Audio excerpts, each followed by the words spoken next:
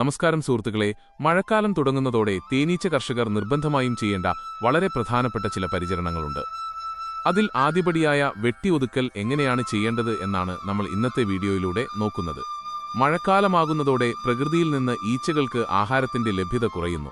തൽഫലമായി റാണി മുട്ടയിടുന്നത് കുറയ്ക്കുകയും ഇതോടെ കൂട്ടിലെ ഈച്ചകളുടെ എണ്ണം സ്വാഭാവികമായും കുറയും. ഈ സാഹചര്യത്തിൽ തേനീച്ച കോളനിയുടെ വളർച്ച, അതായത് റാണിയുടെ മുട്ടയിടയിൽ കൂടുകളുടെ നടുഭാഗത്തുള്ള അടകളിലേക്ക് മാത്രമായി ചുരുങ്ങുകയാണ് ചെയ്യുന്നത്.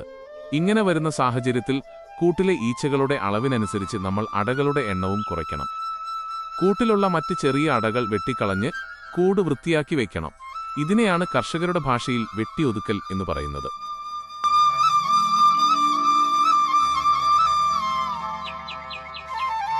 ഞാനിപ്പോൾ എടുത്ത 2 അടകളും പഴകി കറുത്ത അടകളാണ്. അതിൽ റാണി മുട്ടയിടുകയില്ല. അങ്ങനെയുള്ള അടകളിൽ തേൻ ശേഖരിച്ചു വയ്ക്കാനാണ് ഈച്ചകൾ ഉപയോഗിക്കുന്നത്.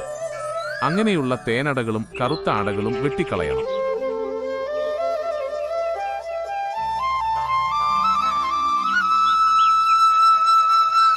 നിങ്ങൾ ഈ കാണുന്ന അടയിൽ താഴെയായി കുറച്ച് മുട്ടയുണ്ട്. അത് ഈ കൂട്ടിൽ നിലനിർത്താം. ഈ അടയാണ് ഈ കൂട്ടിലെ മുട്ടയുള്ള അടകളിൽ ഏറ്റവും മോശമായ അട. ഇതിനെ കൂടിന്റെ ഇടതുഭാഗത്തായി ചേർത്തിടുക. ഇത് പിന്നീട് കൂട് വളരുമ്പോൾ തേൻ അടയായി മാറിക്കോളും.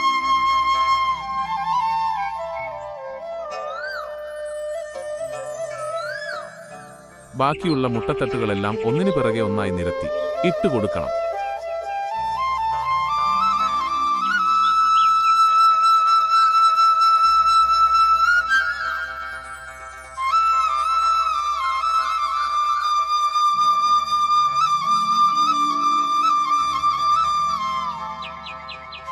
ഇപ്പോൾ ഞാൻ ഈ കൂട്ടിലുണ്ടായിരുന്ന 6 അടകളിൽ നിന്നും കറുത്തതും തേൻ തട്ടായതുമായ 2 അടകൾ വെട്ടിക്കളഞ്ഞു.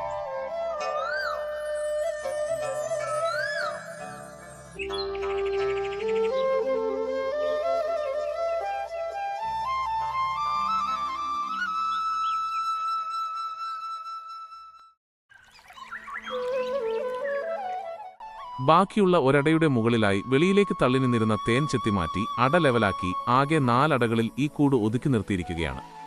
ഇങ്ങനെ തള്ളി നിൽക്കുന്ന ഭാഗം ചെത്തിമാറ്റി അട ലെവൽ ചെയ്ത് ഇട്ടാൽ മാത്രമേ അടുത്ത റീപ്പറിൽ അവർ കൃത്യമായി അട കെട്ടുകയുള്ളൂ. ഇല്ലെങ്കിൽ അടകൾ ഓർഡറില്ലാതെ കുരുക്കി കെട്ടാൻ സാധ്യതയുണ്ട്. അതുപോലെ തന്നെ ഇങ്ങനെ ചെത്തിയ അടകൾ കൂട്ടിലുള്ള മറ്റടകളുടെ ഇടയിലായി വേണം നമ്മൾ ഇട്ടുകൊടുക്കാൻ. ഇങ്ങനെ വെട്ടിയൊതുക്കിയ കൂടുകൾക്ക് 3 മുതൽ 4 ആഴ്ച വരെ മുടങ്ങാതെ 7 ദിവസത്തിൽ ഒരിക്കൽ ഈച്ചകളുടെ അളവിനനുസരിച്ച് തീറ്റ കൊടുത്താൽ ഇത് പിന്നീട് ഡിവിഷൻ ചെയ്യാൻ, അതായത് പിരിക്കാൻ പറ്റിയ നല്ലൊരു കൂടായി മാറും. പക്ഷേ ഒരു കാര്യം പ്രത്യേകം ശ്രദ്ധിക്കണം. തീറ്റ ഒരു കാരണവശാലും കൂടാൻ പാടില്ല. കൂടിയാൽ അത് കോളനിയുടെ വളർച്ചയെ ദോഷകരമായി ബാധിക്കും.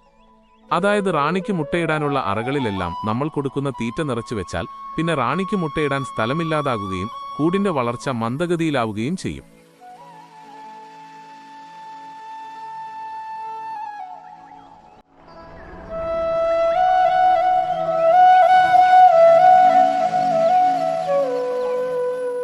ഇതാ, ഈ പാത്രത്തിലാണ് നമ്മൾ ഫീഡിംഗ് നൽകുന്നത്.